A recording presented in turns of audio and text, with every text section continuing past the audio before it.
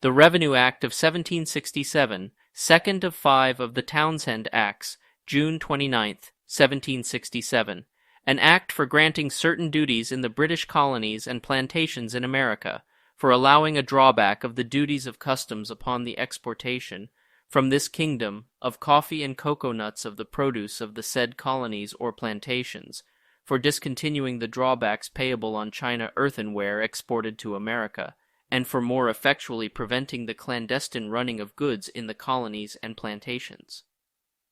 Whereas it is expedient that a revenue should be raised in your Majesty's dominions in America, for making a more certain and adequate provision for defraying the charge of the administration of justice and the support of civil government in such provinces where it shall be found necessary, and towards further defraying the expenses of defending, protecting, and securing the said dominions, we, your Majesty's most dutiful and loyal subjects, the Commons of Great Britain, in Parliament assembled, have therefore resolved to give and grant unto your Majesty the several rates and duties herein after mentioned, and do most humbly beseech your Majesty that it may be enacted, and be it enacted by the King's most excellent Majesty, by and with the advice of the Lords spiritual and temporal, and Commons, in this present Parliament assembled, and by the authority of the same, that from and after the 20th day of November, 1767, there shall be raised, levied, collected, and paid unto his Majesty, his heirs, and successors, for and upon the respective goods herein after mentioned, which shall be imported from Great Britain into any colony or plantation in America, which now is, or hereafter may be, under the dominion of his Majesty, his heirs, or successors, the several rates and duties following. That is to say, for every 100 weight of avoirdupois of crown, plate, flint, and white glass, 4 shillings and 8 pence. For every 100 weight of avoirdupois of green glass, 1 shilling and 2 pence. For every 100 weight of avoirdupois of red lead, 2 shillings. For every 100 weight of avoirdupois of white lead, 2 shillings. For every 100 weight of avoirdupois of painter's colors, 2 shillings. For every pound weight of avoirdupois of tea, 3 pence. For every ream of paper, usually called or known by the name of Atlas Fine, 12 shillings. For every ream of paper called Atlas Ordinary, 6 shillings. For every ream of paper called Bastard or Double Copy, 1 shilling and 6 pence. For every single ream of blue paper for sugar bakers, 10 pence halfpenny. For every ream of paper called Blue Royal, 1 shilling and 6 pence. For every bundle of brown paper containing 40 quires, not made in Great Britain, 6 pence. For every ream of paper called Brown Cap, not made in Great Britain, 9 pence. For every ream of paper called Brown Large Cap, made in Great Britain, 4 pence halfpenny. For every ream of paper called Small Ordinary Brown, made in Great Britain, 3 pence. For every bundle containing 40 quires of paper called Whited Brown, made in Great Britain, 4 pence halfpenny. For every ream of cartridge paper, 1 shilling and 1 penny halfpenny. For every ream of paper called Chancery Double, 1 shilling and 6 pence. For every ream of paper called Genoa Crown Fine, on shilling and 1 penny halfpenny. For every ream of paper called Genoa Crown Second, 9 pence. For every ream of paper called German Crown, 9 pence. For every ream of paper called Fine Printing Crown, 9 pence. For every ream of paper called Second Ordinary Printing Crown, 6 pence 3 farthings. For every ream of paper called Crown Fine, made in Great Britain, 9 pence. For every ream of paper called Crown Second, made in Great Britain, 6 pence 3 farthings. For every ream of paper called Demi-Fine, not made in Great Britain, 3 shillings. For every ream of paper called Demi-Second, not made in Great Britain, 1 shilling and 4 pence halfpenny. For every ream of paper called Demi-Fine, made in Great Britain, 1 shilling and 1 penny halfpenny. For every ream of paper called Demi-Second, made in Great Britain, 9 pence. For every ream of paper called Demi-Printing, 1 shilling and 3 pence. For every ream of paper called Genoa Demi-Fine, 1 shilling and 6 pence. For every ream of paper called Genoa Demi-Second, 1 shilling and 1 penny halfpenny. For every ream of paper called German Demi, 1 shilling and 1 penny halfpenny. For every ream of paper called Elephant Fine, 6 shillings. For every ream of paper called Elephant Ordinary, 2 shillings and 5 pence farthing.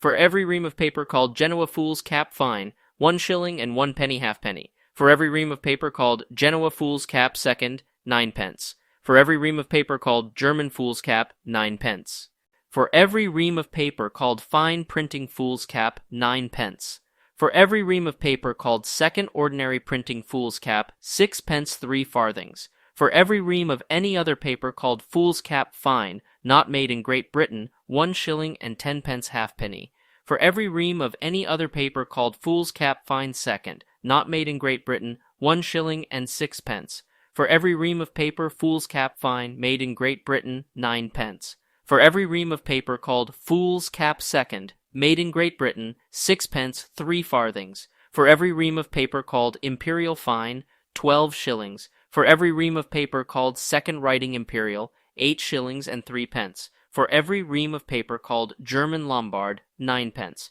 For every ream of paper called medium fine, 4 shillings and 6d. For every ream of paper called Genoa medium, 1 shilling and 10d halfpenny. For every ream of paper called second writing medium, 3 shillings. For every ream of painted paper, not made in Great Britain, 6 shillings. For every ream of paper called fine large post, 1 shilling and 10d halfpenny. For every ream of paper called small post, 1 shilling and 1 penny halfpenny. For every ream of paper called fine Genoa pot, 6d 3 farthings. For every ream of paper called second Genoa pot, 6d 3 farthings. For every ream of other paper called superfine pot, not made in Great Britain, 1 shilling and 6d. For every ream of other paper called second fine pot, not made in Great Britain, 1 shilling and 1 penny halfpenny. For every ream of paper called ordinary pot, not made in Great Britain, 6d 3 farthings. For every ream of paper called fine pot, made in Great Britain, 9d. For every ream of paper called second pot,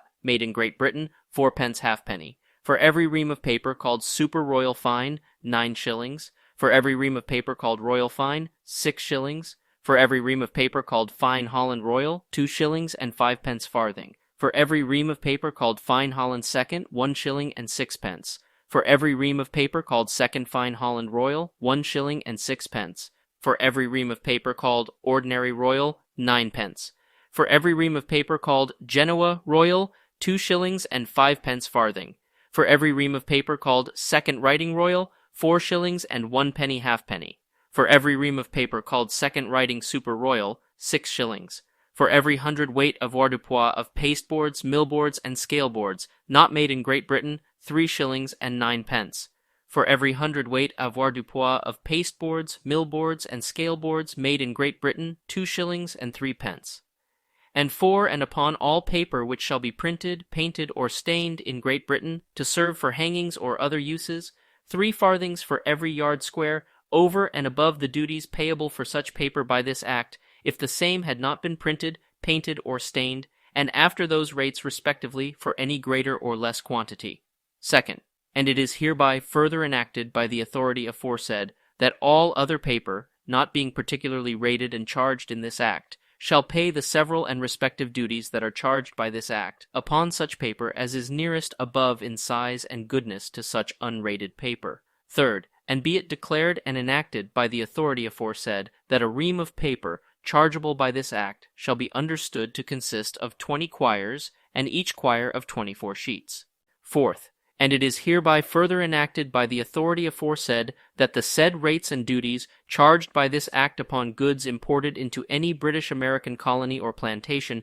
shall be deemed and are hereby declared to be sterling money of Great Britain, and shall be collected, recovered, and paid to the amount of the value which such nominal sums bear in Great Britain, and that such monies may be received and taken according to the proportion and value of 5 shillings and 6d the ounce in silver, and shall be raised, levied, collected, paid, and recovered in the same manner and form, and by such rules, ways, and means, and under such penalties and forfeitures, as any other duties now payable to His Majesty upon goods imported into the said colonies or plantations may be raised, levied, collected, paid, and recovered by any act or acts of Parliament now in force, as fully and effectually to all intents and purposes, as if the several clauses, powers, directions, penalties, and forfeitures relating thereto were particularly repeated and again enacted in the body of this present Act, and that all the moneys that shall arise by the said duties,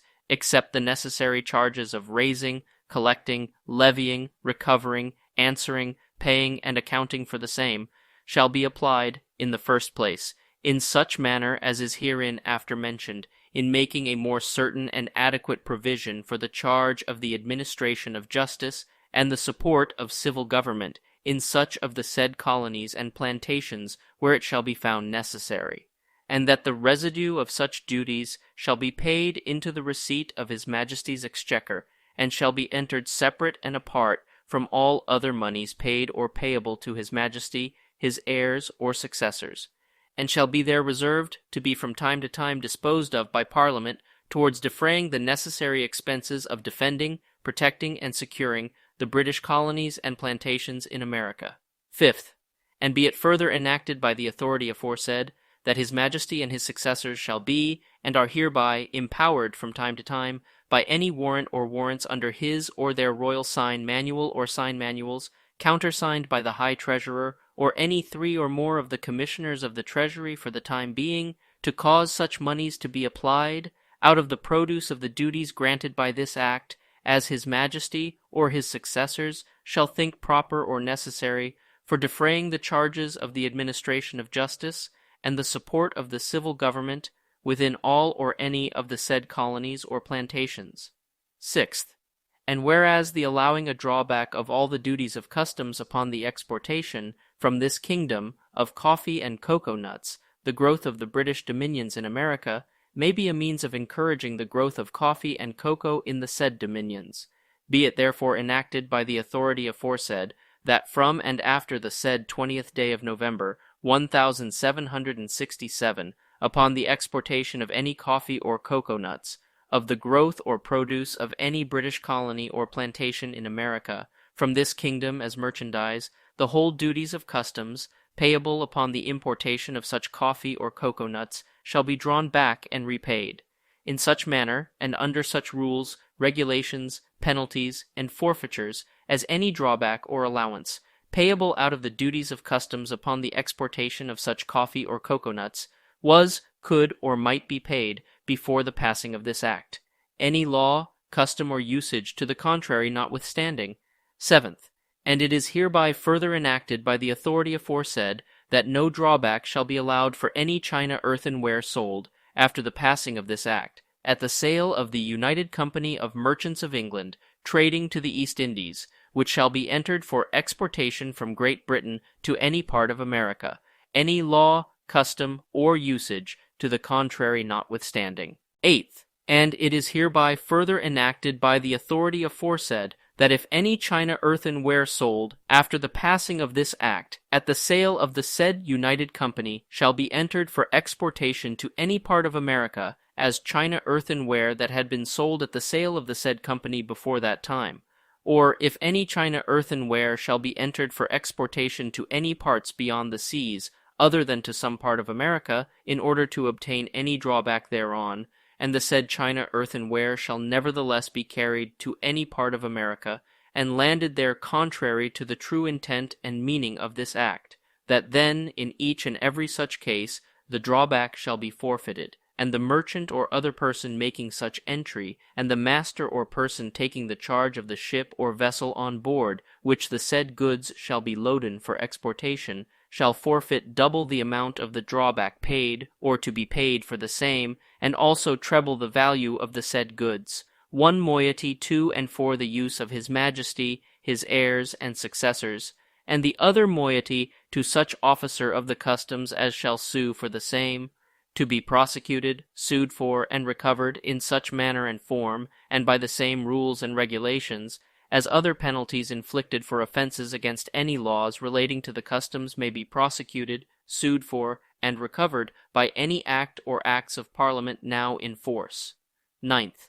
and for the more effectual preventing the clandestine running of goods in the British dominions in America, be it further enacted by the authority aforesaid, that from and after the said 20th day of November, 1767, the master or other person having or taking the charge or command of every ship or vessel arriving in any British colony or plantation in America shall, before he proceeds with his vessel to the place of unlading, come directly to the custom house for the port or district where he arrives, and make a just and true entry, upon oath, before the collector and comptroller, or other principal officer of the customs there, of the burthen, contents, and lading of such ship or vessel, with the particular marks, numbers, qualities, and contents of every parcel of goods therein laden, to the best of his knowledge. Also where and in what port she took in her lading, of what country built, how manned, who was master during the voyage, and who are owners thereof, and whether any and what goods, during the course of such voyage, had or had not been discharged out of such ship or vessel, and where, and the master or other person having or taking the charge or command of every ship or vessel, going out from any British colony or plantation in America, before he shall take in, or suffer to be taken into or laden on board any such ship or vessel, any goods, wares, or merchandises to be exported, shall, in like manner, enter and report outward such ship or vessel, with her name and burthen, of what country built, and how manned, with the names of the master and owners thereof, and to what port or place he intends to pass or sail. And before he shall depart with such ship or vessel out of any such colony or plantation, he shall also bring and deliver unto the collector and comptroller, or other principal officer of the customs at the port or place where he shall lade, a content in writing under his hand, of the name of every merchant, or other person who shall have laden or put on board any such ship or vessel, any goods or merchandise, together with the marks and numbers of such goods or merchandise, and such master or person having or taking the charge or command of every such ship or vessel, either coming into or going out of any British colony or plantation as aforesaid, whether such ship or vessel shall be laden or in ballast, or otherwise, shall likewise publicly, in the open custom house, to the best of his knowledge, answer upon oath to such questions as shall be demanded of him by the collector and comptroller, or other principal officer of the customs for such port or place, concerning such ship or vessel, and the destination of her voyage, or concerning any goods or merchandise that shall or may be laden on board her, upon forfeiture of £100 sterling money of Great Britain for each and every default or neglect, to be sued for, prosecuted, recovered, and divided in the same manner and form, by the same rules and regulations in all respects as other pecuniary penalties for offenses against the laws relating to the customs or trade of His Majesty's colonies in America, may, by any act or acts of Parliament now in force, be prosecuted, sued for, recovered, and divided. 10th. And whereas by an act of Parliament made in the 14th year of the reign of King Charles II, entitled An Act for Preventing Frauds and Regulating Abuses in His Majesty's Customs, and several other acts now in force, it is lawful for any officer of His Majesty's Customs, authorized by writ of assistance under the seal of His Majesty's Court or Exchequer, to take a constable, headborough, or other public officer inhabiting near unto the place, and in the daytime to enter and go into any house, shop, cellar, warehouse, or room, or other place, and, in case of resistance, to break open doors, chests, trunks, and other package there, to seize,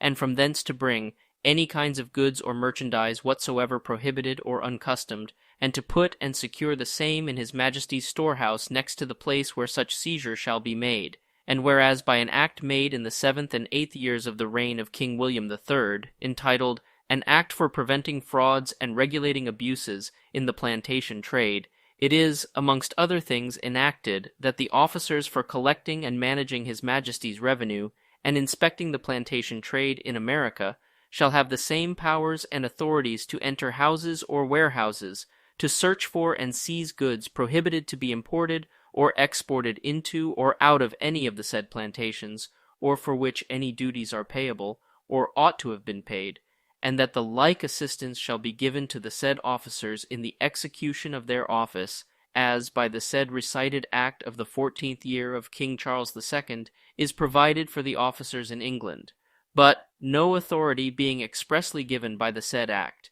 made in the 7th and 8th years of the reign of King William III, to any particular court to grant such writs of assistance for the officers of the customs in the said plantations, it is doubted whether such officers can legally enter houses and other places on land to search for and seize goods, in the manner directed by the said recited acts. To obviate which doubts for the future, and in order to carry the intention of the said recited acts into effectual execution, be it enacted, and it is hereby enacted by the authority aforesaid, that from and after the said 20th day of November, 1767, such writs of assistance to authorize and empower the officer of His Majesty's Customs to enter and go into any house, warehouse, shop, cellar, or other place in the British colonies of plantations of America, to search for and seize prohibited or uncustomed goods in the manner directed by the said recited acts,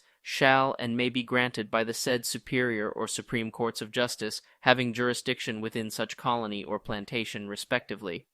11th. And be it further enacted by the authority aforesaid, that if any action or suit shall be commenced either in Great Britain or America against any person or persons for anything done in pursuance of this act, the defendant or defendants in such action or suit may plead the general issue, and give this act and the special matter in evidence at any trial to be had thereupon, and that the same was done in pursuance and by the authority of this act. And if it shall appear so to have been done, the jury shall find for the defendant or defendants. And if the plaintiff shall be non-suited or discontinue his action after the defendant or defendants shall have appeared, or if judgment shall be given upon any verdict or demurrer against the plaintiff, the defendant or defendants shall recover treble costs and have the like remedy for the same as defendants have in other cases by law. Thank you all for watching. I hope you learned something new and enjoyed the video. Amending America is an educational nonprofit aimed at alleviating civic and historical illiteracy in America.